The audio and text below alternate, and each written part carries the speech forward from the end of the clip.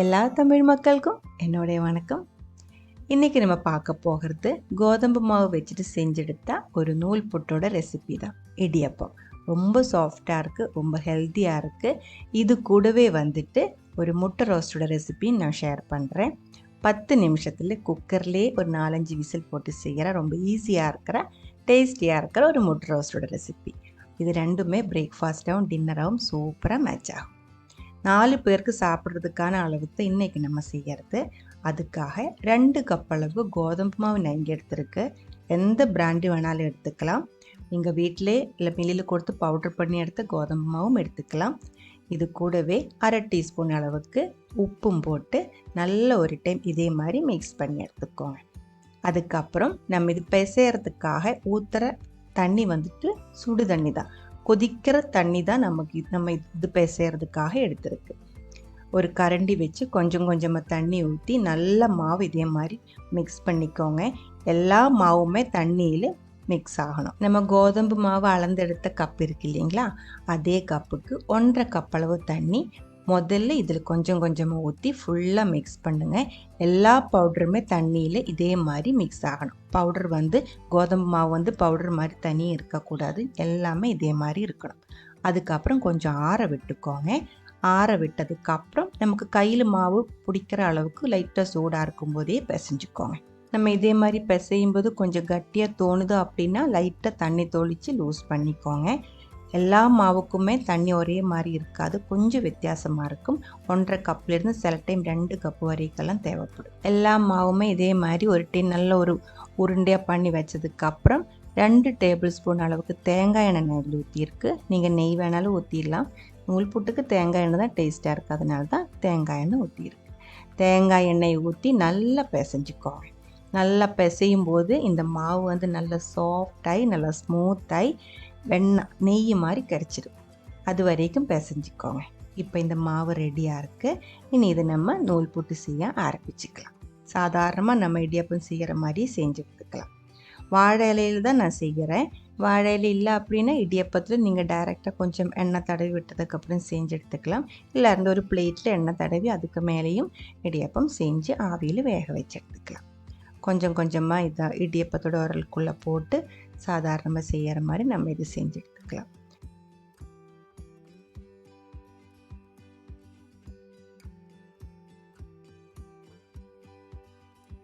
தேங்காய் உங்களுக்கு பிடிக்கும் அப்படின்னா இதே மாதிரி முதல்ல கொஞ்சம் தேங்காய் ஸ்ப்ரெட் பண்ணதுக்கப்புறம் அதுக்கு மேலே இடியப்பத்தோட நூல் இதே மாதிரி பண்ணிக்கோங்க, சுற்றி எடுத்துக்கோங்க.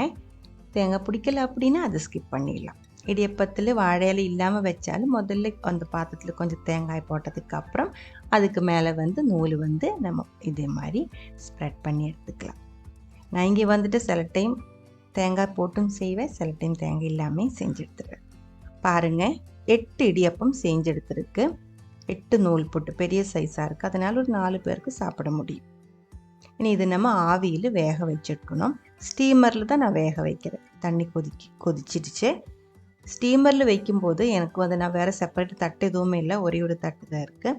அதனால் ஒரு 2 இடியப்பம் வச்சு தான் வேக வச்சுருக்கிறேன். மேலே வச்சிருச்சு அப்படின்னா நூல் அமங்கி போயிடும்.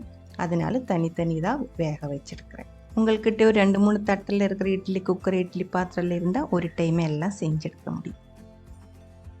இந்த மாவு நம்ம சுடுதண்ணியில் பிசைஞ்சு எடுத்ததுனால ஒரு 4 to 5 நிமிஷம் மேக்ஸிமம் போதும் வேகிறதுக்கு. மீடியம் லோ ஃப்ளேமில் வச்சு 4 to 5 நிமிஷத்துக்குள்ளே இடியப்பம் நம்ம ரெடி பண்ணி எடுத்துக்கலாம். இடியப்பம் ஆவியில் வச்சு வெந்து வர்றதுக்கு எல்லாமே வெந்து வர்றதுக்கு கொஞ்சம் டைம் ஆகும். அந்த டைமுக்குள்ளே நம்ம முட்டை ரோஸ்ட்டுக்கானது ரெடி பண்ணி எடுத்துக்கலாம். வெங்காயம் தக்காளியெல்லாம் கட் பண்ணி வச்சு இன்னொரு ஸ்டவ்வில் ரெடி பண்ணி எடுத்துக்கலாம். அப்போ நமக்கு மொத்தம் ஒரு 30 நிமிஷத்துக்குள்ளே இந்த பிரேக்ஃபாஸ்ட் இல்லை டின்னர் முடிக்க முடியும். முட்டை ரோஸ்ட்டு செய்கிறதுக்காக குக்கர் எடுத்துருக்கு. நல்லா சூடானதுக்கப்புறம் 2 டேபிள் ஸ்பூன் அளவுக்கு எண்ணெய் ஊற்றிக்கோங்க. நீங்கள் யூஸ் பண்ணுற எந்த எண்ணெய் வேணாலும் எடுத்துக்கலாம். நான் இப்போ தேங்காய் எண்ணெய் தான் ஊற்றியிருக்கு. 1/2 டீஸ்பூன் அளவுக்கு கடுகும் போட்டு வெடித்ததுக்கப்புறம் 2 பெரிய சைஸ் வெங்காயம் சின்ன பீஸாக நைஸாக கட் பண்ணி சேர்த்துருக்கு. வெங்காயம் சின்னதாக இருந்தால் 3 வெங்காயம் எடுத்துக்கோங்க. நல்லா வதக்கி இதோட பச்சை ஸ்மெல் ஃபுல்லாக போய் இந்த வெங்காயம் கொஞ்சம் சாஃப்ட் ஆகணும். அதுக்கப்புறம் உங்களுக்கு எவ்வளோ காரம் வேணுமோ அதுக்கு தகுந்த மாதிரி பச்சை மிளகாய் சேர்த்துக்கோங்க. 2 இல்லை 3 காரத்துக்கு தகுந்த மாதிரி சேர்த்துடலாம். 1/2 டீஸ்பூன் அளவுக்கு இஞ்சி பூண்டு பேஸ்ட்டு, கொஞ்சம் உப்பு. அதுவும் சேர்த்து ஜிஞ்சர் கார்லிக் பேஸ்ட்டோட பச்சை ஸ்மெல் போகிற வரைக்கும் மறுபடியும் மீடியம் லோ ஃப்ளேமில் வதக்கிக்கோங்க. அதுக்கப்புறம் 1/2 டீஸ்பூன் அளவுக்கு கொத்தமல்லி பவுடர், 1/2 டீஸ்பூன் அளவுக்கு காஷ்மீரி மிளகாய்த்தூள். காஷ்மீரி மிளகாய்த்தூள் தான் நான் இதோட கலருக்காக சேர்த்துருக்கிறது. அதுக்கு காரம் கிடையாது. அதனால தான் காரத்துக்கு தகுந்த மாதிரி பச்சை மிளகாய் சேர்த்துக்கோ அப்படின்னு சொன்னேன். காரம் அதிகமாக வேணும் அப்படின்னா காரமாக இருக்கிற மிளகாய்த்தூளே சேர்த்துக்கோங்க. 1/2 டீஸ்பூன் அளவுக்கு மஞ்சத்தூளும் கூட நான் சேர்த்துருக்கு. நல்ல ஒரு டைம் மிக்ஸ் பண்ணதுக்கப்புறம் ஒரு பெரிய சைஸ் தக்காளி, கூடவே கொஞ்சம் கருவேப்பிலை அதுவும் சேர்த்து நல்ல ஒரு டைம் வதக்கிடலாம். இந்த டைமில் எல்லாம் தீ வந்து மீடியம் லோ ஃப்ளேமில் தான் வைக்கணும். ரொம்ப அதிகமாக வைக்கக்கூடாது, அடி பிடிச்சிடும். தக்காளியும் போட்டு நல்ல ஒரு டைம் மிக்ஸ் பண்ணதுக்கப்புறம் 1/2 டீஸ்பூன் அளவுக்கு கரம் மசாலா பவுடர் கூட நான் இதில் சேர்த்துருக்கு. கரம் மசாலா பவுடர் வந்து தக்காளி சேர்க்கிறதுக்கு முன்னாடியே போட்டுருச்சு அப்படின்னா மசாலா வந்து ஃப்ரை ஆகி போயிடும். அதனால தான் தக்காளி போட்டதுக்கப்புறம் கொஞ்சம் ஈரமானதுக்கப்புறம் கரம் மசாலா பவுடர் சேர்த்துருக்கு. ஒரு 1/2 கப்பிலிருந்து 3/4 கப்பு வரைக்கும் தண்ணி ஊற்றிக்கோங்க. கிரேவி எந்த அளவுக்கு திக்காக வேணுமோ அதுக்கு தகுந்த மாதிரி நீங்கள் தண்ணி ஊற்றிடலாம். நல்ல ஒரு டைம் கலக்கி விட்டதுக்கப்புறம் கொஞ்சமாக உப்பும் கூடி சேர்த்துக்கோங்க. அதுக்கப்புறம் நம்ம இதை மூடி வச்சுட்டு வேக வச்சுக்கலாம். மூடி வச்சுட்டு ஒரு 4 to 5 விசில் வர்ற வரைக்கும் மீடியம் லோ ஃப்ளேமிலே இருக்கட்டும். இதுக்குள்ளே சேர்த்துருக்கிற தக்காளி அதே மாதிரி வெங்காயம் இதொன்னும் வேகிறதுக்கு ஒன்றும் ரொம்ப டைம் தேவையில்லை. இருந்தாலும் இது கொஞ்சம் திக் ஆகிறதுக்காக அந்த வெங்காயம் வந்து நல்லா வெந்து மேஷ் ஆகி நம்ம கிரேவி வந்து கொஞ்சம் கட்டியாக கிடைக்கணும். அதுக்காக தான் இந்த அளவுக்கு விசில் வச்சுருக்கு. இப்போது 4-5 விசிலுக்கு அப்புறம் நம்ம குக்கர் வந்து ஃபுல்லாக ஏர் போனதுக்கப்புறம் ஓப்பன் பண்ணி இதே மாதிரி நல்ல ஒரு டைம் கலக்கி விட்டுக்கோங்க. மேஷர் இருந்தால் மேஷ் பண்ணி நீங்கள் எடுத்துக்கலாம். அதுக்கப்புறம் மறுபடியும் நான் இது ஸ்டவ் ஆன் பண்ணிவிட்டேன். கொஞ்சம் கொத்தமல்லி எல்லாம் கட் பண்ணி சேர்த்துருக்கு. 4 முட்டை முழுசாக வேணுன்னா முழுசாக நீங்கள் போட்டுக்கலாம். நான் இதே மாதிரி 2 பீஸாக கட் பண்ணி தான் சேர்த்துருக்கு. அப்போ வந்து நம்ம கறிக்கு இன்னும் கொஞ்சம் கட்டியும் டேஸ்ட்டும் கிடைக்கும். கடைசியாக வந்து 1/4 டீஸ்பூன் அளவுக்கு சர்க்கரை கூட நேரில் சேர்த்துருக்கு. நல்ல ஒரு டைம் மிக்ஸ் பண்ணதுக்கப்புறம் நம்ம முட்டை ரோஸ்ட்டு வந்து ரெடியாக இருக்குது.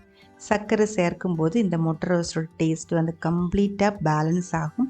ஒரு 1/4 டீஸ்பூன் அளவுக்கு சர்க்கரை சேர்த்தா போதும், இனிப்பொன்னும் தெரியாது, ஆனால் டேஸ்ட்டு வந்து கம்ப்ளீட்டாக பேலன்ஸ் ஆகும். முட்டை ரோஸ்ட்டும் ரெடியாக இருக்குது, சூடாக இருக்கிற இடியப்பம் ரெடியாக இருக்குது. இந்த ஒரு பிரேக்ஃபாஸ்ட் இல்லை டின்னர் ரெசிபி உங்களுக்கு பிடிச்சிருந்தா கண்டிப்பாக ட்ரை பண்ணி பாருங்கள். அதுக்கப்புறம் உங்களோட கமெண்ட்ஸ் எல்லாம் சொல்லிவிடுங்க. இந்த சமையல் பிடிக்கிற ஃப்ரெண்ட்ஸுக்கு மறக்காமல் ஷேர் பண்ணி விட்டுக்கோங்க. நீங்கள் இதுவரைக்கும் நம்ம சேனலுக்கு கொடுத்துட்ருக்கிற சப்போர்ட்டுக்கு ரொம்ப ரொம்ப நன்றி. உடனே பார்க்கலாம் இன்னொரு ரெசிபியோட. அது வரைக்கும் வணக்கம்.